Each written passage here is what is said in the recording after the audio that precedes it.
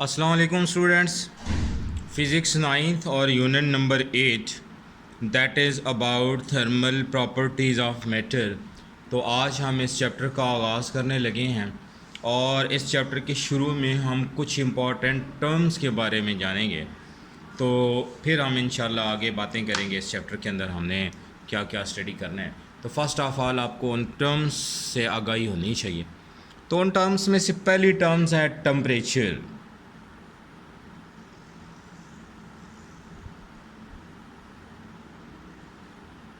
Temperature temperature को हम कैसे डिफ़ाइन कर सकते हैं कि कोई बॉडी कितना हॉट है या कितना कोल्ड है, डिग्री कितनी है उसकी हॉटनेस की या कोल्डनेस की, ये बात कहलाती है टेम्परेचर।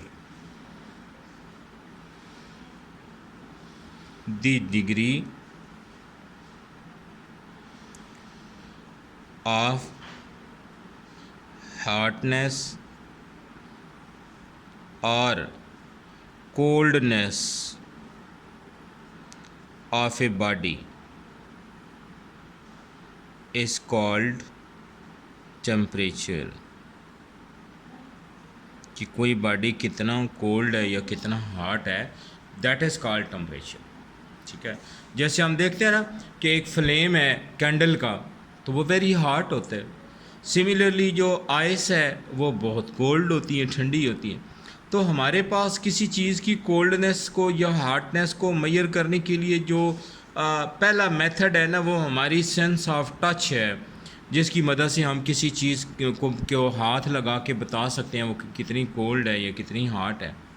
लेकिन ये वाला जो टच का मेथड है ना, ये कोई सर्टेन मेथड नहीं है या रिलायबल मेथड नहीं है। तो इस हवाले से हमें रिलायबल और प्रैक्टिकेबल मेथड यूज़ करने चाहिए किसी बॉडी की हार्डनेस को या कोल्डनेस को मेजर करने के लिए। तो उस हवाले से हमारे पास एक इंस्ट्रूमेंट होता है जिसे हम थर्मामीटर कहते हैं। तो उसकी मदद से टेम्परेचर को मेजर किया जाता है। ठीक हो गया।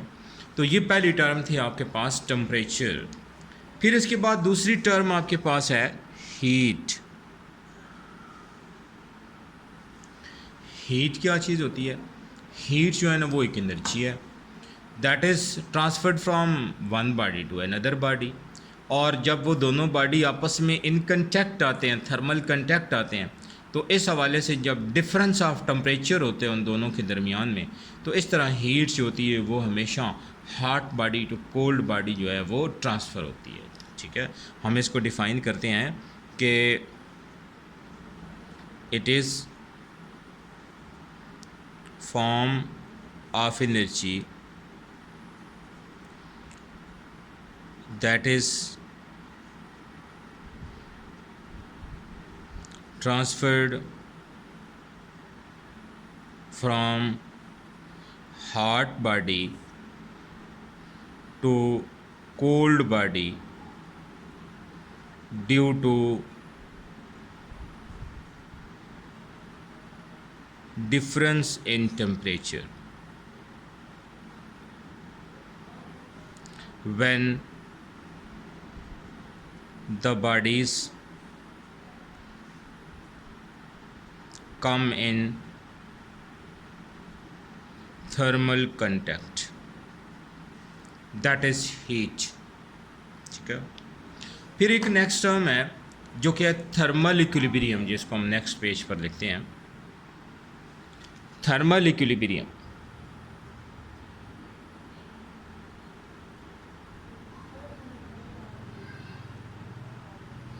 थर्मल इक्विलिब्रियम क्या होता है कि जब दो बॉडीज़ जिनमें टेम्परेचर डिफरेंट होता है वो एक दूसरे के करीब आते हैं, तो हीट जो होती है ना वो रिलीज़ होती है हॉट बॉडी से और एब्ज़ॉर्ब की जाती है कोल्ड बॉडी से। और फिर एक ऐसा वक्त आता है कि जब दोनों बॉडीज़ का सेम टेम्परेचर हो जाता है, तो that is called thermal equilibrium. हम इसको यूँ डिफ़ाइन करेंगे कि when two bodies of different temperature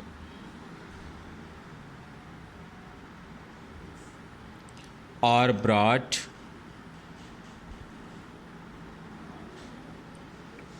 close to each other,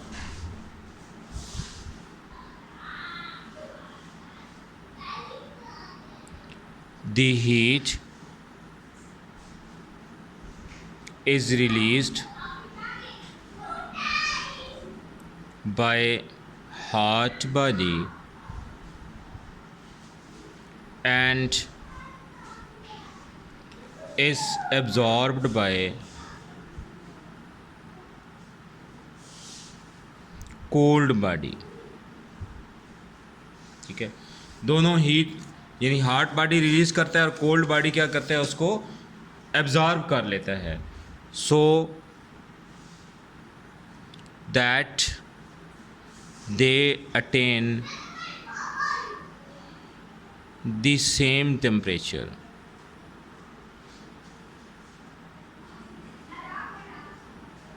this is called thermal equilibrium.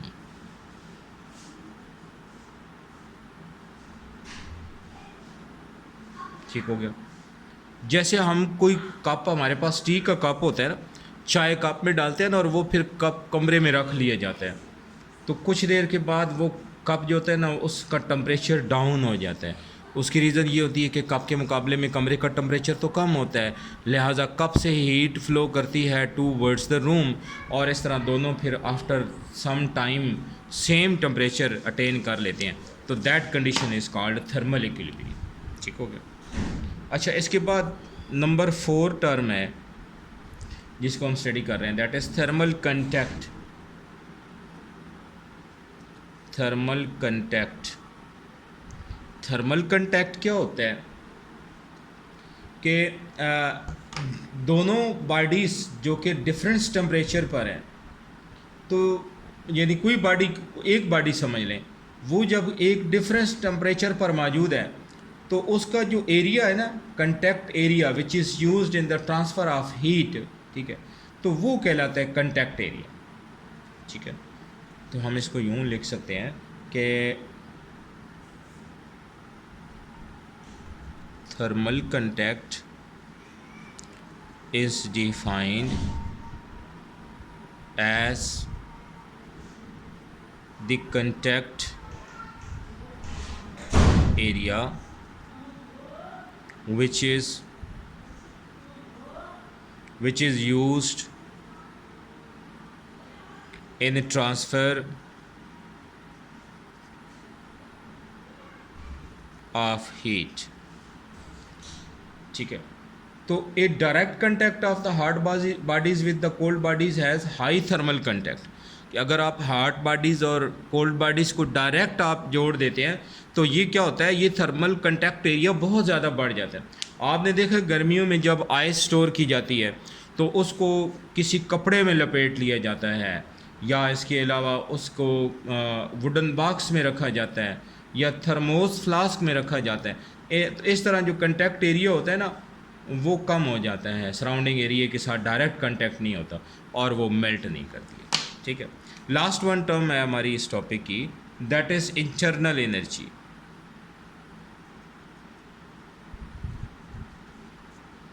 Internal energy क्या होती है कि जब हम हीट ट्रांसफ़र करते हैं ना किसी बॉडी को, तो वो उसकी इंटरनल एनर्जी की सूरत में उस बॉडी के अंदर स्टोर हो जाती है।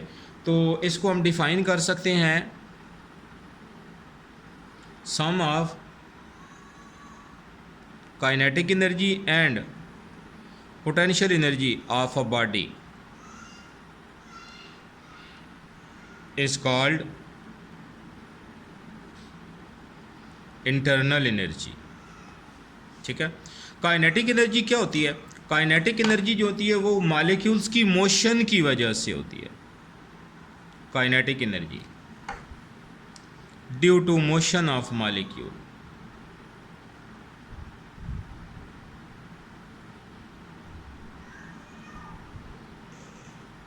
ठीक है, और पोटेंशियल एनर्जी क्या होती है, जो मॉलिक्यूल्स के अंदर जो बॉन्ड्स बने हुए होते हैं ना, तो उनके अंदर जो एनर्जी स्टोर होती है that is called potential energy due to bonds between atoms of a molecule.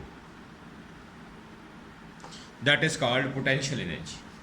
ठीक हो गया. तो that was all about today's lecture. Okay, wish you good luck. Allah Hafiz.